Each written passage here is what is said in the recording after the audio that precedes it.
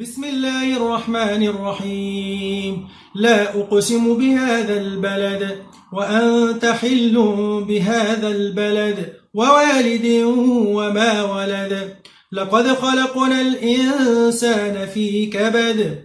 أيحسب أن لن يقدر عليه أحد. يقول أهلكت مالا لبدا. أيحسب أن لم يره أحد.